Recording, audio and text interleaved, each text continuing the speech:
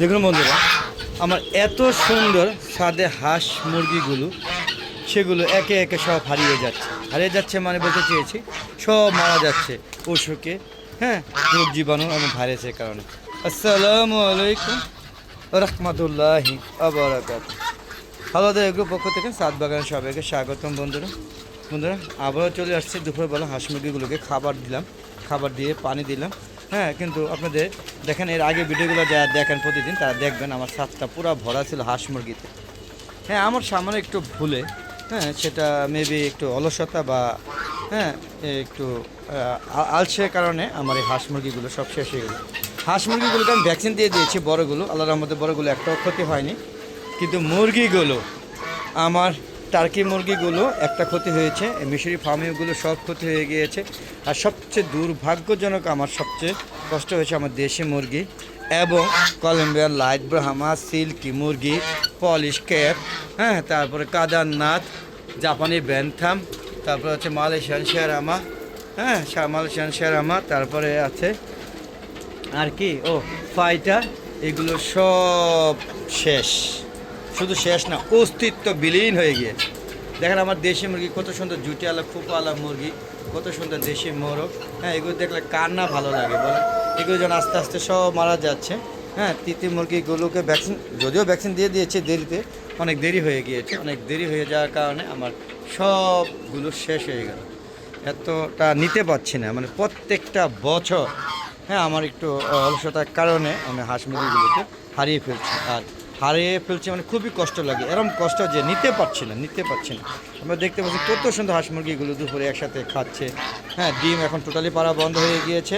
আর আমি এবার কেন জানি, হয়তো বা আমার দুর্ভাগ্য, আমার ভুলও না এই জায়গায়, আমি প্রায় 200 কলম্বিয়ান লাইট ব্রাহ্মা, দেশি মুরগি এবং মিশরি ফার্মি মুরগির ডিম ফুটিয়েছিলাম এবং জাপানি ব্যান্তাম, মালয়েশিয়ান শেরামা, এগুলি নিয়ে প্রায় 300 বাচ্চা।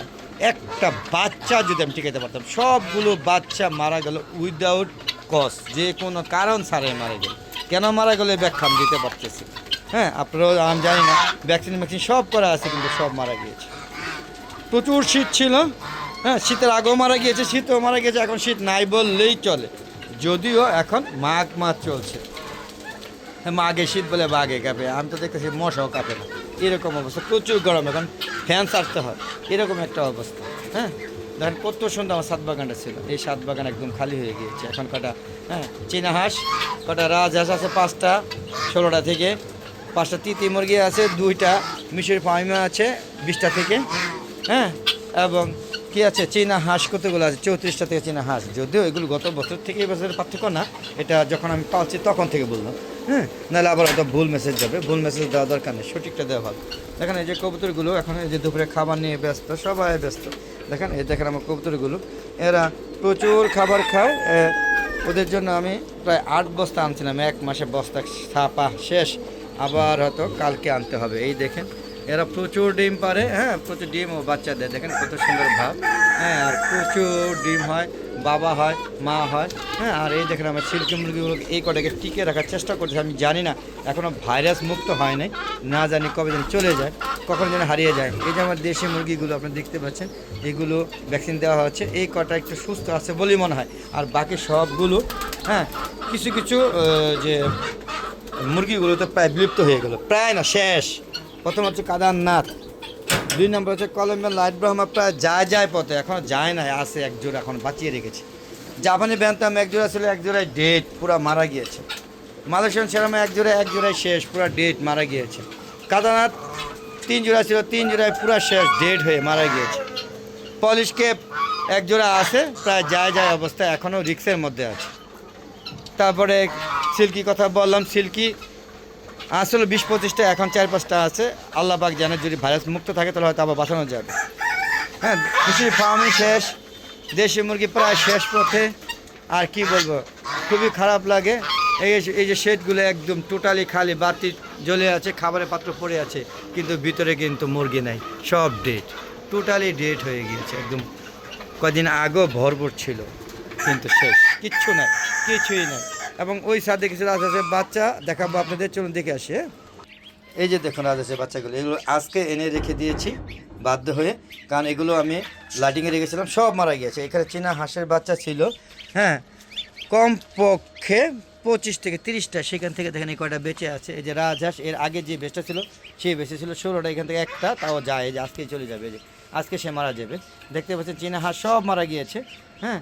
আর এই যে এই রাজহাঁসের বাচ্চা আনছিলাম 8টা, এখান থেকে হ্যাঁ অলরেডি 5টা মারা গেছে। এই দেখেন এই যে কাঁপুন, এই যে কাঁপতে তারপর সে এক পর্যায়ে মারা যায়। দেখেন আমার পিছিয়ে ঘুরছে, ভালোই লাগে, কিন্তু হ্যাঁ এগুলো মারা যায়, এগুলো একটাও টিকবে না, তাই এখানে আল্লাহ রাস্তা ছেড়ে দিয়েছি। হ্যাঁ, রাত্রে খালি এই যে সেটা রেডি করলাম, এখানে কলমে লাইট ব্রাহ্মা ছিল, সব মারা গিয়েছে। তো এখানে রাখবো হাঁসের বাচ্চাগুলো, তারপরে প্রতিদিন সকালে ছেড়ে দিব, যদি বাচ্চা থাকে। আর বাচ্চা না থাকে তাহলে আর হাঁস মুরগি টোটালি লালন পালন করবো না। আর এবার এখনও আম গাছে আমার মুকুল আসে নাই। আপনি দেখেন যে আম গাছে মুকুল থাকে, অবশ্যই কমেন্ট করে জানাবেন কেন আসলো না, আমি জানি না বন্ধুরা। বরই গাছে বরই আমরা খাই নাই, পাখি খেয়ে ফেলেছে। হ্যাঁ, ওই যে কী পাখি বলে এগুলা, মেবি মনে পড়ছে না, দোয়েল পাখি সম্ভবত, নাকি বুলবুলি বাবাজি আমার সব খেয়ে ফেলেছে। আর ওই গাছটা ডগমা গাছ, একটু আম ফুটেছে, মানে আমের মুকুল আছে, আর এমনিতে তেমন একটা মুকুল আসেনি। দেখতেই পাচ্ছেন কোনো কাঁঠাল গাছে কোনো মুচি নাই, কিচ্ছু নেই। এবার টোটালি শেষ। হয়তো এই বছর পরে এই গাছ সাত বাগানো রাখবো না, কী লাভ, শুধু কষ্ট করছি। হ্যাঁ, দুঃখে বলতেছি। দেখেন এই যে হাঁসগুলো কষ্ট লাগে, তারা যখন মারা যাচ্ছে, হ্যাঁ, নিতে পারছি না। চলুন আমরা ওই ছাদে আবার চলে যাই। বন্ধুরা আবার এই ছাদে চলে আসলাম, দেখতে পাচ্ছেন কত সুন্দর টার্কি মুরগিটা, হ্যাঁ, প্যাকম মেলে ময়ূরের মতো, হ্যাঁ, প্যাকম মেলে হাঁটছে। হ্যাঁ, এটাই ছিল আমার সৌন্দর্য, কিন্তু রাখতে পারছি না। তো বন্ধুরা বিদায় নিচ্ছে, যাওয়ার আগে বলবো যদি ভালো লাগে আমার চ্যানেলকে সাবস্ক্রাইব করে, আর ভালো না লাগলে দেখতে থাকুন, আশা করি ভালো লাগবে। হ্যাঁ, আর আপনারা সবাই ছাদ বাগান করুন, তবে যত্ন করবেন, আমার মতো ভুল করবেন না। বিদায় নিচ্ছি, আবার দেখা হবে নতুন কোনো পর্ব নিয়ে। ততক্ষণ ভালো দেখে চ্যানেল পাশে থাকুন, তবে কতদিন এই চ্যানেলটাকে টিকে রাখতে পারবো জানি না, আপনাদের ভালোবাসা পাচ্ছি না। আসসালামু আলাইকুম ওয়া রাহমাতুল্লাহি ওয়া বারাকাতুহু। বন্ধুরা আবার দেখা হবে, বিদায়, খুদা হাফেজ।